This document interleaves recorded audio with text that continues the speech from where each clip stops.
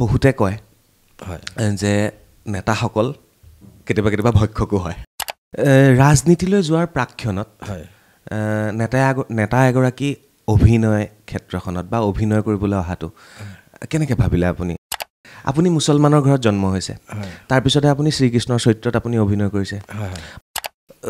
হিন্দু সমাজৰ যিসকল মহিলা বিধৱা হোৱাৰ পিছত তেওঁলোকে বগা সাজ পৰিধান কৰিব লাগে বিভিন্ন অনুষ্ঠানত তেওঁলোকে যাব নোৱাৰে সমাজে বিভিন্ন কথা কয় মুছলমান সমাজখনতো এনেকুৱা হয়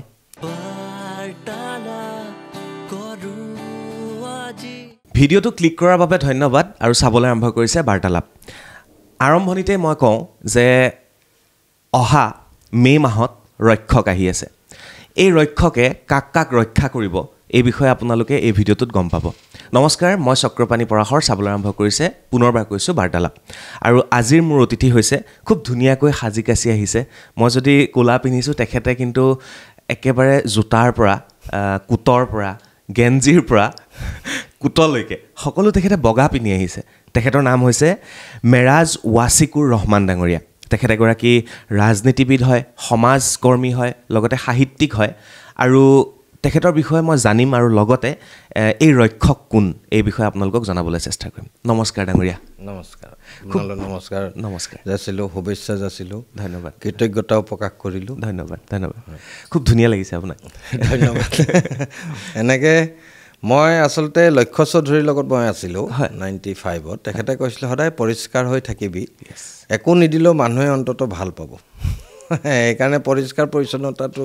মানুহৰ জীৱনৰ এটা অংগ বুলিয়ে ভাবোঁ নিশ্চয় আৰু সদায় বগা কাপোৰ পিন্ধি থাকিবলৈ অসুবিধা নহয় অসুবিধা তেনেকৈ মই অনুভৱ কৰা নাই কাৰণ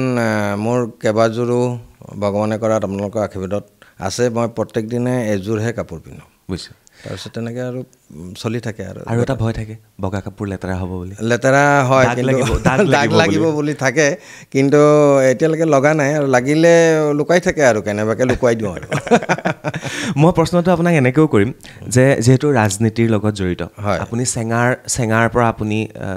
প্ৰতিনিধিত্ব কৰে নহয় মই প্ৰতিনিধিত্ব এতিয়ালৈকে কৰা নাই প্ৰতিনিধিত্ব কৰিমহে 2026ৰ অসম বিধানসভাৰ নিৰ্বাচনত হয় শুভেচ্ছা আগতীয়াকৈ থাকিল আপোনালোক থাকিল সহায় সহযোগিতা পাম বুলি আশা কৰিলোঁ নিশ্চয় যেতিয়া ৰাজনীতিত দাগ লাগে সেই দাগটো অলপ বেলেগ হয় এতিয়া কি ক'ব বিচাৰিছে বাৰু আপুনি মই পাতিম ভিতৰলৈ সোমাই যোৱাৰ লগে লগে পাতিম কিন্তু তাৰ আগতে মই দৰ্শকসকলক কওঁ মেৰাজ ৱাছিকুৰ ৰহমান ডাঙৰীয়া যদিও এগৰাকী ৰাজনীতিবিদ নেতা তেওঁ এবাৰ অভিনয় কৰিছে এইবাৰে নহয় ইয়াৰ পূৰ্বে তেখেতে মঞ্চ অভিনয়ো কৰিছে আৰু এইবাৰ যিখন ছবি আহি আছে সেইখনৰ নাম হৈছে ৰক্ষক আৰু এই ৰক্ষকত তেখেতে এগৰাকী পিতৃৰ ভূমিকাত অভিনয় কৰিছে আৰু সেই পিতৃগৰাকী কেনেকুৱা হ'ব দাদাৰ লগত কথা পাতিলে মই গম পাম বহুতে কয় যে নেতাসকল কেতিয়াবা ভক্ষকো হয় চৰিত্ৰ চিনেমাৰ নাম ৰক্ষক তাতে আকৌ আপুনি পিতৃৰ চৰিত্ৰত অকণমান চাগে ষ্ট্ৰিক্ট পিতৃ হ'ব ইয়াত মই ভাবিছোঁ তেনেকৈ চাওক আপুনি ক'লে যে নেতাসকল ভক্ষকো হয় চাওক মানুহৰ কথা কোৱাত বাধা নাই আৰু ভবাত ভুল নাই একদম মানুহে যিকোনো ভাবিব পাৰে আপুনি ইয়াত থাকিলেও বম্বেত আছোঁ ভাবিব পাৰে ডুবাইত আছোঁ ভাবিব পাৰে গতিকে ভবাত ভুল নাই আৰু মানুহে যেনেদৰে আমাক আঁকোৱালিলে আমি তেনেদৰে আছোঁ আমি ধৰক এটা পাত্ৰত যেনেকৈ পানী আমি তেনেকৈ ৰাইজৰ লগত আছোঁ যেতিয়া অভিনেতা হিচাপে যিখিনি দিবলৈ ৰাইজক চেষ্টা কৰিছোঁ আমাৰ প্ৰযোজক ৰবুল দাসে আমাক যেনেদৰে নিৰ্দেশ দিছে মোক পিতাকৰ চৰিত্ৰ এটা দিছে মই সুন্দৰভাৱে কৰিবলৈ চেষ্টা কৰিছোঁ এতিয়া ৰাইজে আঁকোৱালি ল'লেহে মোৰ সুন্দৰতাটো প্ৰকাশ পাব নিশ্চয় ৰাজনীতিলৈ যোৱাৰ প্ৰাক্ষণত নেতা এগৰাকী অভিনয় ক্ষেত্ৰখনত বা অভিনয় কৰিবলৈ অহাটো কেনেকৈ ভাবিলে আপুনি এইটোতো আপোনাৰ ব্লাডত আছে অভিনয় মই সেইটো বুজি পাইছোঁ চাওক মই আমাৰ ঘৰখন এখন সংস্কৃতিৰ লগত জড়িত ঘৰ আছিল মোৰ বাইদেউ জিকিৰ শিল্পী তাছৰিনাৰা ৰহমান তেখেত অসমৰ এগৰাকী শিল্পী জিকিৰ শিল্পী ভণ্টিও তেনেকৈ ডক্টৰ ফাৰিনাৰা ৰহমান তেখেতেও বিভিন্ন লিখা মেলা কৰে আমি সৰুতে গান চান ঘৰতে চলিছিলে আৰু ময়ো অভিনয় কৰিছিলোঁ তাৰপিছত তেনেকৈ আহোঁতে মই 1995 চনত প্ৰাক্তন মুখ্যমন্ত্ৰী তদানীন্তন হিতেশ্বৰ শইকীয়াদেৱৰ লগত আছিলোঁ তেখেতৰ মৃত্যুৰ পিছত মই NSOত আহিলোঁ ইউথ কংগ্ৰেছত আহিলোঁ প্ৰদেশ কংগ্ৰেছৰ ছেক্ৰেটাৰীত আহিলোঁ তেতিয়া ভুৱনেশ্বৰ কলিতাৰ সভাপতি তাৰপিছত মই ধুবুৰীৰ ইনচাৰ্জ আছিলোঁ 3 বাৰ তাৰপিছত আছোঁ বিজেপিলৈ গ'লোঁ এদিন আমাৰ প্ৰযোজক ৰুবুল দাস আহিলে মোৰ ঘৰত মই শুই আছিলোঁ কলিং বেলটো মাৰিলে তেওঁৰ লগত আহিলে আমাৰ সাংবাদিক জ্যোতিৰ্ময় হাজৰিকা তাৰপিছতে মোক ক'লে যে আপুনি আমাক কিবা এটা সহায় কৰিব লাগে মই বোলো সহায় কৰিবলৈতো ৰেডি আছোঁ যি পাৰোঁ সহায় কৰিলে ভাল লাগে আমাক যদি মানুহক কিবা এটা দিব পাৰোঁ লক্ষ্য চৌধুৰীয়ে কৈছিলে যে মানুহক লোৱাতকৈ দিয়াত আনন্দ বেছি তো গতিকে ক'লে মই বোলো সহায় কৰিম দিয়ক তাৰপিছতে বোলে আপুনি এটা চৰিত্ৰত অভিনয় কৰিব মনটো ভাল লাগিল চৰিত্ৰত অভিনয় কৰিবলৈ মনটো আগৰ পৰাই আছিল নিশ্চয় সুবিধা তেনেকৈ পাব লাগিব আধা বয়সত এতিয়া পাইছোঁ আৰু বয়স গ'লেই মোৰ এতিয়া 52 ইয়াৰ্ছ তাৰপিছত তেখেতে যোগাযোগ কৰিলে মই যোগাযোগত আছিলোঁ তেখেতে চৰিত্ৰ এটা দিলে পিতাকৰ চৰিত্ৰ যেনেদৰে নিৰ্দেশ দিছে আমি তেনেদৰে কৰিবলৈ চেষ্টা কৰিছোঁ নিশ্চয় নিশ্চয় আৰু সেইমতে ৰাইজে উপভোগ কৰিব পাব বুলি আশা কৰিছোঁ আৰু আপুনি মঞ্চ অভিনয় কৰিছিলে এটা মঞ্চ অভিনয়টো সৰুতে কৰিছিলোঁ হয় কৃষ্ণৰ চৰিত্ৰ এটিত কৰিছিলোঁ কৃষ্ণৰ চৰিত্ৰ হয় আমি মানুহগৰাকী অকণমান বেলেগ পৃথক লাগিছে পৃথক মানে কি আমি ধৰক এই পৃথিৱীত জন্ম লৈছোঁ যেতিয়া কিবা এটা দি যাব পাৰিলে ৰাইজক ভাল লাগে আৰু এনেই জন্ম মৃত্যু বিবাহটো কোনেও ক'ব নোৱাৰে নিশ্চয় আমি জন্ম লৈছোঁ পৃথিৱীত আৰু মানুহক যদি কিবা এটা অকণমান দি যাব পাৰোঁ ভাবিম যে অলপ সফল হৈছোঁ নিশ্চয় দাদা আৰু এটা বস্তু আমি পৃথিৱীত জন্ম হোৱাৰ পিছতহে ধাৰণ কৰোঁ বেলেগে ধাৰণ কৰি দিয়ে সেইটো হৈছে আমাৰ ধৰ্ম হয় জন্ম মৃত্যু বিবাহ আৰু ধৰ্ম আমিতো জন্ম হৈ যাওঁ কাৰ পেটত কেতিয়া ক'ত জন্ম হওঁ নাজানো পিছত আমি আহি পেলাই পাওঁ আমি হিন্দু আমি মুছলমান হয় আপুনি মুছলমানৰ ঘৰত জন্ম হৈছে তাৰপিছতে আপুনি শ্ৰীকৃষ্ণৰ চৰিত্ৰত আপুনি অভিনয় কৰিছে মই আপোনাৰ অথনিৰ পৰা আহোঁতে চাই আছোঁ আপোনাৰ হাতত আঙুঠি আছে আপোনাৰ হাতত ৰুদ্ৰাক্ষ আছে কেতিয়াও নিশ্চয় আপুনি এই বস্তুখিনি কেতিয়াও ফিল নকৰে চাওক মই জন্ম হৈছোঁ এঘৰ মানুহৰ ঘৰত প্ৰথম হৈছে আমি মানুহ ধৰ্মটোতো পিছত আৰু মানৱ ধৰ্মই শ্ৰেষ্ঠ ধৰ্ম দেউতাই কৈছিলে মোক আৰু পৃথিৱীত এনেকুৱা এটা বস্তু নাই যি ভগৱানৰ সৃষ্টি নহয় যদি বিশ্বাস কৰে সেয়া শিৱও কৰিব পাৰে আমাৰ আল্লাহেও কৰিব পাৰে পাৰ্বতীও কৰিব পাৰে তেওঁলোকতো একে পৰ্যায়ৰ একে লেভেলৰ আমিহে তেওঁলোকক ভাগ কৰিছোঁ গতিকে আমাৰ কোৰাণত আহিছে তাবাৰাকাল্লাজি বিয়াদিহিল মুল্ক তাৰমানে যিখিনি এই মুল্কত সৃষ্টি হৈছে সেইখিনি চব ওপৰৱালাৰ দান এতিয়া ৰুদ্ৰাক্ষও ওপৰৱালাৰ দান এই পাথৰো ওপৰৱালাৰ দান এইবোৰ ইনভেণ্টেড নহয় এইবোৰ ডিস্কভাৰ এইবোৰ আগৰ পৰাই আছে আমি ডিস্কভাৰ কৰিছোঁ গতিকে আমি বিশ্বাস কৰি এইবোৰ এটা উচিল্লা বুলি কয় জাৰিয়া তাৰমানে তেওঁৰ যোগেদি আমি তেখেতক পাব বিচাৰোঁ সেইটো আৰু নিশ্চয় কিন্তু এই কথাখিনি ৰাজনীতিৰ ক্ষেত্ৰত বুজি নাপায় এই কথাখিনি আজি আপুনি আপোনাৰ লগত মই অভিনেতা হিচাপে কথা পাতি আছোঁ আৰু হয়তো কেইদিনমানৰ পিছত বা 26 চনত মই আপোনাৰ লগত এজন ৰাজনীতিবিদ হিচাপে কথা পাতিব লাগিব তেতিয়া যদি মই এই প্ৰশ্নখিনি আপোনাক এনেকৈ কওঁ তেতিয়া উত্তৰ নিশ্চয় বেলেগ হ'ব চাওক ৰাজনীতিত যদিও মানুহে বহুতে বেয়া বুলি কয় মই এইটো কওঁ যদি বেয়া মানুহ আছে ৰাজনীতিতো আছে যদি বেয়া মানুহ আছে সাহিত্য পথাৰতো আছে যদি বেয়া মানুহ আছে সাংবাদিকৰ ক্ষেত্ৰতো আছে কাৰণ মই এজন নিজে সাংবাদিক 1995 চনতে মই আৰু কমলাকান্ত বৰাই ষ্টাৰ নিউজ এণ্ড ভিউজ বুলি এটা চেনেল খুলিছিলোঁ মানে নিউজ এজেঞ্চি খুলিছিলোঁ তেতিয়া পিটিআই আছিল তাৰপিছতে আমাৰ ষ্টাৰ নিউজ এণ্ড ভিউজ আৰু দীঘলী পুখুৰীত সাঁতোৰাটো বন্ধ কৰিছিলোঁ আমাৰ নিউজৰ দ্বাৰাই প্ৰথম এজনী ছোৱালী ঢুকাইছিলে সেই তেতিয়া আমি যে এইখিনি কৰি আহিছোঁ গতিকে আপুনি ৰাজনীতিৰ ক্ষেত্ৰত থাকিলেও মানুহেই থাকিব আৰু আপুনি কেনেদৰে গ্ৰহণ কৰিছে আৰু কেনেদৰে ৰাইজক আঁকোৱালি লৈছে সেইটোৱে কথা আপুনি এটা মোক লক্ষ্য চৌধুৰীয়ে কৈছিলে যে মেৰাজ তই প্ৰথমতে লিখিবলৈ আৰম্ভ কৰ এদিন শেষ হ'বই যদি লিখিবলৈকে আৰম্ভ নকৰ শেষনো ক'ৰ পৰা গতিকে ৰাইজক আঁকোৱালিবলৈ চেষ্টা কৰ ৰাইজে তোক আঁকোৱালি ল'বই ইমান সুন্দৰ চিন্তাধাৰা ধন্যবাদ এনেকৈ জনোৱাৰ বাবে আৰু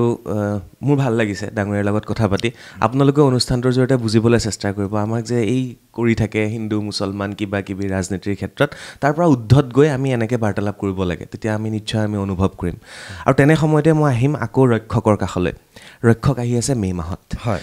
চৰিত্ৰ আপোনাৰ পিতৃৰ চৰিত্ৰ হয় আৰু মোক পৰিচালকে কৈছে যে ইয়াত বিধৱা আৰু ছোৱালী বিধৱাসকলক সমাজত আমি অকণমান বেলেগ দৃষ্টিভংগীৰে চাওঁ তেওঁলোকক আমি ছোৱালী বুলি কেলৈ ধৰিব নোৱাৰোঁ বিধৱা এগৰাকী কিয় আকৌ এবাৰ বিয়া পাতিব নোৱাৰে এনেকুৱা ধৰণৰ প্ৰশ্ন উত্থাপিত হৈছে ইয়াত আপোনাৰ পৰা জানিব বিচাৰিম পিতৃ হিচাপে আপুনি কেনেকৈ চায় চাওক মই চিনেমাখনত একেবাৰে ভিতৰলৈকে সোমাই গৈছোঁ আৰু যেতিয়া ৰাইজে চাব আপুনি শ্বুটিঙত একো গম নাপায় ৰাইজে যেতিয়া চাব হয় বিধৱাসকলক আমি ক'ব নাপায় মুখত ক'বলৈও বেয়া লাগে বিধৱা বুলি কিন্তু সমাজত বহুত কিছুমান সমাজত কিছুমান জেগাত কিছুমান এলেকাত মই সকলো জেগাতে নকওঁ তেওঁলোকক আকৌ দৃষ্টিকটুৰ ভাৱেৰে চাই বা বিয়াত বহিবলৈ বিচাৰিলেও বহুতে সমালোচনা কৰে তেওঁলোকৰ সমালোচনাৰ সীমা নাই আৰু এগৰাকী ছোৱালীক যেনেদৰে মানুহে গ্ৰহণ কৰে তেনেদৰে গ্ৰহণ কৰে কিন্তু বিধৱাগৰাকী কিয় নেগেটিভ চেন্সত লয় সেইটো কথা চিনেমাখনত ফুটাই তুলিবলৈ যত্ন কৰা হৈছে আৰু তেনেকৈ ফুটি উঠিব বুলি মই আশা কৰিছোঁ কিন্তু সেইটো বৰ ধুনীয়াকৈ সংযোজন ঘটাইছে আমাৰ প্ৰযোজকে ৰুবুল দাসে ডাঙৰীয়া আপুনি যিটো ইয়াত অভিনয় কৰিছে পিতৃৰ চৰিত্ৰটোত এনেকুৱা কি সংলাপ আছে যিটো সংলাপে আমাক চুই যাব চিনেমাখনত বা বিধৱাসকল বা আমাৰ মহিলাসকলে শুনিলে সমাজখনত এটা কিবা চেঞ্জ আহিব আমি ঘটি থকা এই চিন্তাধাৰাত কিছু চেঞ্জ আহিব বুলি ভাবে এনেকুৱা কিবা সংলাপ আছে ধৰক ল'ৰাজন আহে অ'কে তাৰপিছতে ল'ৰাজনে কয় যে মই তাইৰ কাৰণে উপযোগ্য নহয় নেকি মই কওঁ যে মই এনেকুৱা এজন ল'ৰা বিচাৰোঁ এনেকুৱা এজন যুৱক বিচাৰোঁ যিজনৰ বহু গুণৰ অধিকাৰী হয় তেওঁৰ স্বভাৱ চৰিত্ৰ ভাল হয় তেতিয়া তেওঁ সোধে যে মোৰ কি তেনেকুৱা স্বভাৱ আপুনি দেখা নাই নেকি মই কৈছোঁ নাই বাবেইতো তোমাক গ্ৰহণ কৰা নাই মই তোমাৰ দেহাত মই সেই চৰিত্ৰ দেখাই নাই সেইবাবেইতো তোমাক মই গ্ৰহণ কৰিবলৈ অস্বীকাৰ কৰিছোঁ এইটো এটা ডাইলগ আছে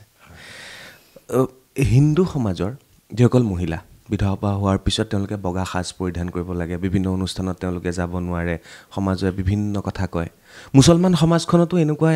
হয় এনেকুৱা ধৰণেই হয় চলে তাৰমানে আমি হৈছোঁ এতিয়া কথাটো দুভাগ কৰিবলৈ বেয়া লাগিছে আমি খোলাকৈ পাতিব পাৰি উজনি অসমৰ মই মানে মুছলমান মই গৰীয়া সম্প্ৰদায়ৰ নিশ্চয় গৰীয়াকৰণ কি হয় কিয় গৰীয়াকৰণ সেইখিনি মই ভালকৈ জানে নহয় আপুনি নিশ্চয় ভালকৈ জানো তো আমি খিলঞ্জীয়া মুছলমান আমি আৰৱত আকৌ এইটো নাই যে কোনোবা ঢুকালে বিধৱা হ'লে যে বগা কাপোৰ পিন্ধিব কাৰণ তাত অলৰেডি বগাই আপুনি চাব যে চবেই বগাই পিন্ধে আমাৰ ইয়াত আমি প্ৰথমতে হিন্দুহে আছিলোঁ মোৰ ককা আছিলে হুতুলা শইকীয়া তেখেতে গদাধৰ সিংহ ৰাজমেলত বহিছিলে আমাৰ ঘৰ লাকুৱাৰ লাখমণি ঘাটটো মোৰ আই নামত হোৱা তো আমি হিন্দু সংস্কৃতিটো আমি কালচাৰ আমাৰ তেওঁলোকৰ মতেই আমি চলা গতিকে সেই সমাজত যেনেধৰণে বিধৱাসকলক ট্ৰিট কৰিছিলে সেই তেনেধৰণে আমিও গ্ৰহণ কৰিলোঁ এই বিধৱা হ'লে আমাৰো বগা সাজ পিন্ধে সেইটোৱে কথা সেইকাৰণে আমাৰ আপাৰ আছামত চাবচোন আপুনি উজনিত হিন্দু মুছলিমৰ কোনো পাৰ্থক্য নাই মোৰ যিখিনি বন্ধু বান্ধৱ আছে মই তেওঁলোকৰ ঘৰলৈ যাওঁ খাওঁ শুওঁ থাকোঁ যিখিনি হাজৰিকা চাহিল হাজৰিকা বুলি মোৰ লগৰ এজন আছে তেওঁলোকৰ ঘৰলৈ যাওঁ কোনো পাৰ্থক্য নাই কিন্তু সিদিনা মোৰ অফিচলৈ আহিছিলে গৰীয়া সমাজে এখন তেওঁলোকৰ বাৰ্ষিক অধিৱেশন পাতিছিলে জামুগুৰিত তেওঁলোকে খুব দুখিত কিছুমান ক্ষেত্ৰক লৈ পেলাই যে আমি কিছুমান বেলেগৰ পশ্চিমীয়া ড্ৰেছ আমি লৈছোঁ গম পাইছেনে গম পাইছোঁ পশ্চিমীয়া খাদ্যাভাস আমি গ্ৰহণ কৰিছোঁ পশ্চিমীয়া ৰীতি নীতি কিছুমান গ্ৰহণ কৰিছোঁ যাৰ ক্ষেত্ৰত এই গৰীয়াসকলে ক'ৰবাত নিজকে মানে অকণমান কিটো ক'বলৈ গম পাইছোঁ মানে ক'ৰবাত মানে হেৰি হৈছে ডিপ্ৰাইভ হৈছে নেকি এই প্ৰশ্নটো যদি মই ডিপ্ৰাইভটো আপুনি যদি দুটা এংগুলত যদি বিচাৰ কৰে তেতিয়া কিছুমানৰ কাৰণে হৈছে কিছুমানৰ কাৰণে নাই হোৱা কাৰণ মইতো গৰীয়া মানুহ নিশ্চয় মইতো একো ডিপ্ৰাইভনেছটো পোৱাই নাই কাৰণ মানুহৰ লগত মিলিব লাগিব মানুহক সহায় কৰিলে আপুনি সহায় কৰিব আপোনাক যদি সদায়ে সহায় লাগে কোনে সহায় কৰিব আপুনি সহায় কৰিব লাগিব গৰীয়াখিনি ডিপ্ৰাইভ নহয় এতিয়া চাওক আমাক এটা ছিট নাই কৈছে এতিয়া এই মুখ্যমন্ত্ৰী ডাঙৰীয়া আমাৰ হিমন্ত দা বুলিয়ে কৈছোঁ দাদা আমাৰ আগৰ লগৰ পৰাই ভাল তেখেতে এতিয়া ইমান ধুনীয়া আমাক হেৰি জনজাতিৰ মৰ্যাদা দিলে কি কয় গৰীয়াৰ তাৰপিছতে গৰীয়া ডেভেলপমেণ্ট কাউন্সিল কৰিলে মই গৰীয়া ডেভেলপমেণ্ট কাউন্সিলৰ এজন অসম চৰকাৰৰ সদস্যও হয় তাৰপিছতে হেৰি কি কয় এতিয়া আমাৰ কাউন্সিলৰ কাৰণে 100 কোটি নতুন এটা কাউন্সিল কৰিব খিলঞ্জীয়া উন্নয়ন পৰিষদ বুলি খিলঞ্জীয়া মুছলিম উন্নয়ন পৰিষদ তাৰ কাৰণে 100 কোটি টকা অলৰেডি ধৰা হৈছে সেইটো 2021 চনতে ঘোষণা কৰিছিলে গোলাঘাটত এইটো কাৰ্যকৰী হোৱা নাই হয়তো ইলেকশ্যনৰ পিছত হ'ব গতিকে আপুনি কিবা এটা পাবলৈ হ'লে কিবা এখিনি কৰি দেখাবও লাগিব আমি ডিপ্ৰাইভ বুলি গৰিয়াখিনি ডিপ্ৰাইভ বুলি আমি নাভাবো কিন্তু কিছুমানে ৰাজনৈতিকৰণ কৰে কি বিশেষ সুবিধা লাভৰ কাৰণে এটা যদি অনুষ্ঠান খুলি লয় বা এটা সংগঠন খুলি লয় তাৰ আপুনি ডাঙৰ নেতা হৈ গ'ল নেতা হৈ যোৱাৰ লগে লগে এখন কাৰ্ড ছপাই ল'লে অফিচলৈ গ'ল বিভিন্ন ধৰণৰ কণ্টেকশ্যনতে কৰিলে তেওঁ ডাঙৰ মানুহ গতিকে সমাজৰ ভাৱে আমি কি কৰিছোঁ এইটো ডাঙৰ কথা বাহ চিনেমা কথা পাতো অসমীয়া ছবি লাষ্ট কোনখন চালে লাষ্ট এইখন চাইছোঁ আপোনাৰ ডক্টৰ বেজবৰুৱা তাৰ ৰঘুপতি চাইছোঁ মোক দেখা পালে পাইছোঁ ৰঘুপতি চাইছোঁ তাৰপিছতে আমাৰ আৰু এখন হৈ গৈছিলে নামটো পাহৰি যাওঁ ৰাঘৱ চাইছোঁ যতীন বৰা বোলে কিবা সমালোচনা কৰিম সেইবোৰ মোৰ নাই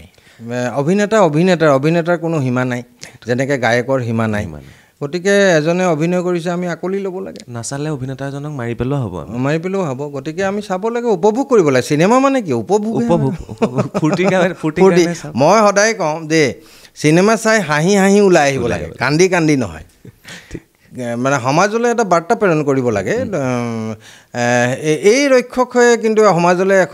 এটা যে বাৰ্তা প্ৰেৰণ কৰিছে শক্তিশালী বাৰ্তা দেই এনে বাৰ্তা নহয় শক্তিশালী বাৰ্তা যে প্ৰেৰণ কৰিব মোৰ মনে বিশ্বাস কৰিছে আৰু ৰাইজে মোৰ বিশ্বাস সুন্দৰভাৱে আকলি ল'ব আপুনি কেনেকৈ ভাবে এজ এ পাৰ্চন আপোনাৰ ব্যক্তিত্বই বা আপুনি মানুহগৰাকীয়ে কেনেকৈ ভাবে সমাজৰ আমাৰ এই মহিলাখিনি যিসকল বিধৱা তেওঁলোকক আমি কি দৃষ্টিভংগীৰে চোৱাটো প্ৰয়োজন বগা কাপোৰে পিন্ধি থাকিব নেকি তেওঁলোকে বাৰু হিৰত সেন্দুৰ নালাগে ল'ব সেয়া সমাজৰ নীতি নিয়মৰ ওপৰত কথা বগা কাপোৰ পিন্ধিব লাগিব বুলি ক'ৰবাত লিখা আছে নেকি নাই আমাৰতো কোৰাণত নাই ক'ৰবাত যদি লিখা আছে তেতিয়া বেলেগ কথা আগৰ দিনত আছিলে বিধৱাসকলে এইটো পিন্ধিব বিধৱাসকলে কিবা নকৰিব বিধৱাসকলে মন্দিৰ নামঘৰ নাযাব এনেকুৱা ধৰণৰ বহুত বাধা আছিলে এতিয়া সেইবোৰ নাই আৰু এতিয়া যদিও এগৰাকী বিধৱা সামাজিকভাৱে প্ৰতিষ্ঠিত এগৰাকী বিধৱা নাৰীও আজিকালি ৰঙীন সাজ পিন্ধে আৰু তেনেকৈ সমাজত আঁকোৱালিও লৈছে তেনেকৈ থকাটো ভাল সমাজৰ লগত মিলি থাকিব লাগে বিধৱাই আকৌ বিয়া পাতিব নোৱাৰিব নেকি কিয় নোৱাৰিব সুন্দৰভাৱে পাৰিব কোনোবাই যদি গ্ৰহণ কৰে তেওঁ গ্ৰহণ কৰিব মতা মানুহে যদি পাতিব পাৰে গতিকে তেওঁ কিয় বিয়াত সোমাব নোৱাৰিব পাৰিব আৰু চৰকাৰে ইতিমধ্যে বিভিন্ন বিধৱা আঁচনি পেঞ্চন কিবাকিবি ঢেৰ কিবাকিবি কৰিছে এটা সময় আছিল আজিৰ পৰা ধৰক স্বাধীন নোহোৱাৰ আগতেই সতীদাহ প্ৰথা সেইটো প্ৰতিবাদ কৰি আমাৰ বিজ্ঞসকলে কিমান প্ৰতিবাদ হৈছিলে হয় তাৰপিছত সেইটো নোহোৱা হ'ল স্বামী মৰাই মানে সেইখন চিতাতে গৈ পেলাই তেওঁলোকে জাপ দিব লাগিব হয় কি নিয়ম আছিল ভাবকচোন সেইবোৰ সেই নিয়মখিনি কিন্তু আমি কোনো পধ্যে গ্ৰহণযোগ্য বুলি নাভাবোঁ কাৰণ সমাজৰ ক্ষতি কৰে এগৰাকী মহিলা জীয়াই থকাটোৱে কিমান কষ্টকৰ এটা সন্তান জন্ম দিয়া ধেমালি কথা নেকি 10 মাহ 10 দিন পেটত তেওঁ যদি মৃত তেওঁ যেতিয়া সৎকাৰ কৰিব নিছে এইগৰাকী যদি আকৌ সন্তান সম্ভাৱনা হৈ আছে তেওঁ জাপ দি দিব ন তেতিয়া লগত আকৌ পেটত থকাটো গ'ল গতিকে এইটো কুসংস্কাৰ আছিলে আৰু এইটো কুসংস্কাৰ বিৰুদ্ধে তেখেতসকলে মাত মাতিছিলে আৰু ইতিমধ্যে বন্ধ হৈছে নিশ্চয় কি যে নিয়ম আছিল আচৰিত ভয়ংকৰ নিয়ম আমি যিবোৰ যে গ'ল মই ধন্য মানিছোঁ সেইসকলক চালাম জনাইছোঁ যিসকলে কষ্ট কৰি এইবোৰ প্ৰথা বন্ধ কৰিলে সঁচাকৈ তেওঁলোক ভগৱান স্বৰূপ এনেকুৱা নিয়ম আৰু বহুত আছে হয় আপোনাৰ দৃষ্টিত আছে নে কিবা কিবি আছে দেখি থকা আমাৰ মুছলমান ধৰ্মতে আছে বহুত ক'বলৈ গ'লে কওক না আজি খোলাকৈ কওকচোন বাটটো দিয়ক কথাবোৰ চাওক এতিয়া আমাৰ কিছুমান মানুহে ছোৱালী হিজাব মাৰে হিজাব নামাৰিলেও হয় আপুনি কোনটো সংস্কৃতিত হয় আমি ইছলাম ধৰ্মহে গ্ৰহণ কৰিছোঁ আমি আৰবীয় ধৰ্ম কালচাৰ গ্ৰহণ কৰা নাই আমাৰ কালচাৰ হৈছে অসমীয়া কালচাৰ অসমীয়া সংস্কৃতিত আছে নেকি হিজাব মাৰি ফুৰিব আপুনি ধৰ্ম কৰিলে আমাৰ এই তজবি এডাল ওলমাই থাকে চাবচোন এই তজবিডাল ওলমাই ৰাইজক দেখাই কৰিলে আল্লাহ আহিব নেকি মই আজান ফকীৰ চাহাবৰ তজবিডাল সেইদিনা মই নগাঁৱত গৈ চাই আহিলোগৈ আচ্ছা ডাঙৰডাল এতিয়াও আছে খুব ধুনীয়াকৈ সযতনে ৰাখি থৈছে এটা অনুষ্ঠানো কৰিছোঁ তাত অকণমান তজবিডালৰ পৰা দুটামান মণি হেৰাইছে কোনোবাই কলাক্ষেত্ৰত থ'বলৈ আনিছিলে সেই সময়তে হেৰালে বুলি অভিযোগ কৰিছিলে খুব ধুনীয়াকৈ থৈছে তেওঁলোকে মোৰ মহামাহী উমৰা হজ কৰি আহিলে মহাই কিন্তু মাহীক হিজাব মাৰিব নিদিলে কাৰণ আমি অসমীয়া সংস্কৃতিৰ লগত যিহেতু আমি অসমীয়া গতিকে আৰু সংস্কৃতিৰ লগত মিলি যোৱা কথা নাই আমাৰ সংস্কৃতিয়ে হৈছে অসমীয়া নিশ্চয় আমি আৰু বোলে অসমীয়া কালচাৰ গ্ৰহণ কৰিছোঁ সেইটো নহয় আমি এজন ওতঃপ্ৰোতভাৱে ভূমিপুত্ৰ গতিকে আমি অসমীয়া কালচাৰ গ্ৰহণ কৰিছোঁ বুলি নকওঁ আমি অসমীয়া যিহেতু আমাৰ অসমীয়া সংস্কৃতিয়ে হয় গতিকে এই সংস্কৃতিত হিজাব মৰাৰ কোনো কৃষ্টিয়ে নাই গতিকে উৰণি ল'ম উৰণি লগ সেইটো নিজৰ নিজৰ কথা কিন্তু হিজাব মাৰি এজন মানে যি কি কয় গোৰামী মোল্লা টাইপৰ মই এইটো বিশ্বাস নকৰোঁ আৰু মোৰ পৰিবাৰো উৰণি নলয় জোনাব দেখিলে লয় সেইটো বেলেগ সেইটো হৈছে শ্ৰদ্ধা ভক্তি হয় অসমৰ কিছুমান জেগাত যাব নোৱাৰা হৈ গৈছে বিশেষকৈ এতিয়া ক'লে যিহেতু মোৰ নিৰ্বাচন আহি আছে গতিকে ৰাইজে অকণমান কিছুমান কুসংস্কাৰ এৰিব লাগে অন্ধবিশ্বাস এৰিব লাগে বিজ্ঞানৰ যুগত নিজৰ ধৰ্মটো মানি চলক কিন্তু আনে যাতে কষ্ট নাপায় আপুনি কিবা এটা ধৰ্ম কৰিছে মই আনক কষ্ট দিব নালাগে মইতো আজান বন্ধ কৰিলে ভালেই পাওঁ এই যে আজান মাইকত লাউড দিছোঁ 4টা বজাতে আল্লাহু আকবৰ আমি আল্লাহক মানো আল্লাহৰ প্ৰতি সদ্ভাৱ আছে আপুনি যদি টাইমটোত এলাৰ্ম দি থয় এতিয়া নামাজ পঢ়িবলৈ বেলেগে চিঞৰিব লাগিছে নেকি বেলেগে চিঞৰিলেহে আপোনাৰ আল্লাহৰ প্ৰতি ভক্তি আহিব এটা সময়ত এলাৰ্ম ক্লক নাছিল সেইকাৰণে মাইকত চিঞৰিছিলে বা আজান দিছিলে নহয় তেতিয়াতো কাৰেণ্টো নাছিলে এলাৰ্ম কাৰেণ্টো নাছিলে আজান এইকাৰণে দিছিলে তেতিয়াতো মাইক নাছিলে যে ওচৰৰ মানুহখিনি যদি শুই থাকে তেতিয়া সেই মানুহখিনিক আহ্বান জনোৱা হয় মানে তোমালোকে মছজিদলৈ নামাজ পঢ়িবলৈ আহ্বান মাতে এতিয়া মাইকক যদি আজানটো দিয়ে আনেতো ডিষ্টাৰ্ব পায় গতিকে আজানটো বন্ধ হ'লে ডুবাই নিচিনা কাটাৰত বন্ধ হৈ গৈছে ব্ৰুনেইত বন্ধ হৈছে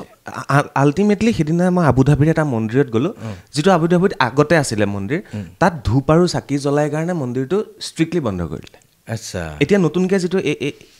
এই মন্দিৰটো মই গ'লোঁ ইয়াত ধূপ চাকি জ্বলাব নোৱাৰে সেইটো ধূপ চাকি জ্বলোৱাৰ কাৰণে বন্ধ কৰি দিয়ে ইমান ষ্ট্ৰিক্ট তেওঁলোক আজান দিব নোৱাৰে হ'ব মানে আজান এইবোৰ বন্ধ হৈছে বন্ধ হ'ব লাগে মানুহৰ মাজত মিলি থাকিলে মানে ধৰ্ম মানিব লাগে উগ্ৰ ধাৰ্মিক হ'ব নাপায় বা সাম্প্ৰদায়িকতা কিছুমান ক্ষেত্ৰত কিছুমান নজৰিয়াত বেয়া নহয় কিন্তু উগ্ৰ সাম্প্ৰদায়িকতা হ'ব নাপায় তাৰমানে আপোনাৰ মই সাম্প্ৰদায়িক মোৰ মুছলিম হিচাপে মই এজন মুছলমানক ভাল পোৱাটো মোৰ এটা কৰ্তব্য সেইবুলি মই আপোনাক বেয়া পাব নালাগিব নহয় মোৰ ধৰ্মটো মই ভাল পাওঁ এইবুলি মোৰ ধৰ্ম ঘিনালে নহ'ব তেতিয়া সমাজখন কেনেকৈ হ'ব সমাজখনতো এটা দৃষ্টিৰে চালে নহ'ব ন সমাজখনক বহল দৃষ্টিৰে চাব লাগিব সেয়ে সমাজ সেয়া খুব ভাল লাগিছে দাদা কথা পাতি আপোনাৰ লগত আৰু মই ভবাই নাছিলোঁ যে আমি এখন ৰক্ষক নামৰ ছবিৰ কাৰণে আমি ইমানখিনি কথা পাতিব পাৰিম আৰু খুব ভাল হ'ল যে আমি এইখিনি কথা আলোচনা কৰিব পাৰিলোঁ আৰু পডকাষ্টত বা বাৰ্তালাপত আমি এনেকৈয়ে কথা পাতোঁ যাতে খোলাকৈ অপেনলি চব কথা পাতিব পাৰি এতিয়া সকলোকে এটাই আহ্বান যে মে' মাহৰ প্ৰথম সপ্তাহৰ ভিতৰতেই আহি আছে ৰক্ষক আৰু এই ৰক্ষকে সমাজৰ কিছুমান ঘটি থকা কুসংস্কাৰ ৰক্ষা কৰিব বাধা দিব এটা বাৰ্তা প্ৰেৰণ কৰিব আৰু তাৰ বাবে বিশেষকৈ মহিলাসকল আমাৰ নতুন প্ৰজন্ম বা যিসকল অতি গোড়া তেওঁলোকে আহি এই ছবিখন চাব বুলি আশা কৰিছোঁ তেনেকৈ কৈছোঁ কাৰণ নহয় চবেই চাওক তাৰ পৰা কি বাৰ্তা লৈ যায় তেওঁলোকে সেইটো তেওঁলোকৰ কথা আমিতো সদায় ভাল বাৰ্তা দিবলৈ চেষ্টা কৰোঁ ৰাইজক আৰু তেখেতসকলে আঁকোৱালি ল'ব ইতিমধ্যে আঁকোৱালি লৈছে গানকেইটা আঁকোৱালি লৈছে বৰ ভাল লাগিছে আৰু ৰুবুল দাসৰ এটা গুণ আছে যে মানুহক আগুৱাই কেনেকৈ নিব লাগে তেখেতে ভালকৈ জানে আৰু কনিষ্ঠতম প্ৰযোজক অসমৰ ইয়াৰ আগতে ঈশ্বৰ কৰিছিলে ফুটপাথ কৰিছিলে গতিকে তেখেতে কষ্ট কৰি আছে সংগ্ৰামেই জীৱনটো তেখেতেই প্ৰমাণ আৰু এদিন ৰুবুল দাস সফল হ'ব আমাৰ আশা আছে আমাৰ আশীৰ্বাদ আছে সেয়াই কথা আমি যিমান পাৰোঁ সহায় কৰিম আৰু নেক্সট চিনেমাখনৰ কাৰণে আমি এতিয়াই পৰিকল্পনা কৰিলোঁ ৰাম লক্ষ্মণ আৰু এটা নাম দি থৈছে গতিকে আমি আগবাঢ়ি যাম ৰাইজে আঁকোৱালি ল'ব সেয়াই কথা দাদা 26লৈ এতিয়াৰ পৰা ৰেডি হ'ব হ'ল মই গৈ আছোঁ চেঙাত গৈ আছোঁ ৰাইজৰ লগত কথা পাতিছোঁ ব্ৰহ্মপুত্ৰৰ মাজতো গৈছোঁ চৰতো গৈছোঁ মানুহৰ মাজত গৈছোঁ ৰাইজে আঁকোৱালি লৈছে ৰুবুল দাসতে দেখি আছে ধন্যবাদ দাদা এইখিনি সময় দিয়াৰ কাৰণে আৰু আকৌ লগ পাম আমি আপুনি আপোনাক লগ পাই আপোনাৰ মই প্ৰগ্ৰেম চাওঁ দেই ধন্যবাদ চক্ৰপাণী পৰাশৰ ওলালে মানে মই চাওঁ এবাৰ আপুনি এই হাইৱেত গৈ থাকোঁতে কোনোবা এখন ধাবাত সোমাইছিলে কাজিৰঙা পাৰ হয় দেই কি ধাবা বালেশ্বৰ ধাবা নহয় নহয় আমাৰ কিবা কাজিৰঙাৰ ওচৰত কাজিৰঙা পাৰ নন্দন কানন নহয় আৰু এখন কি কৰিছিলোঁ বাৰু তাত বৰ ধুনীয়া অসমীয়া খানা দিয়ে মুৰ্গীও খাইছে কিবাও খাইছে আপুনি মই সেইখনত সোমাই এদিন খালোঁ নামটো মই পাহৰি গ'লোঁ আপোনাৰ গোটেই প্ৰগ্ৰেমটো চাইছোঁ যে আপুনি ইমান কষ্ট উপভোগ নেকি উপভোগত গৈ মই এদিন সোমাই পিনে খাম কাৰণ মইতো এই মৰাণৰ পৰা অহা যোৱা কৰি থাকোঁ উপভোগত এদিন খালোঁ আৰু মৰাণৰ পৰা সেইদিনাখন ব্ৰেকফাষ্ট নকৰাকৈ আহিছোঁ বোলো উপভোগতে খাম ভালকৈ খালোঁ কাৰ কাৰণে চক্ৰপাণী প্ৰকাশ আপোনাৰ প্ৰগ্ৰেম মই চাই থাকোঁ ভাল লাগিলে আৰু এনেকৈ যে বহিবলৈ পাম মই আশাই কৰা নাছিলোঁ ৰুবুল দাসে ফোন কৰি ক'লে বোলে আপোনাক অলপ আগবঢ়াব লাগে মানুহে চিনি নাপায় নহয় আপোনাক এনেকৈ কৈছে মই বোলো যোনে চিনি নাপায় আৰু যোনে পায় আৰু বোলে নহয় আপুনি যাব লাগিব সেয়ে আহিলোঁ আৰু পাই ইমান ভাল লাগিছে উঠিবলৈ মন যোৱা নাই কিন্তু সময়ৰ কথা আছে মোৰ খুব ভাল লাগিল দাদা আপোনাৰ লগত কথা পাতি আকৌ লগ পাম আমি আজিলৈ বিদায় লৈছোঁ আৰু আহ্বান আপোনালোকলৈ এটাই যে মে' মাহৰ প্ৰথম সপ্তাহত আহি আছে ৰক্ষক গতিকে ৰুবুল দাসৰ ৰক্ষক ইয়াৰ আগতে ৰুবুল দাসে ফুটপাথ ঈশ্বৰ এই সকলো খুব ধুনীয়া ধুনীয়া ছবি উপহাৰ দিছে আৰু এইবাৰ ৰক্ষক চাবলৈ আহিব বুলি আশা কৰিছোঁ আৰু ৰক্ষা কৰিব লাগিব আমি অসমখন এনেকৈয়ে লগ লাগি ধন্যবাদ থেংক ইউ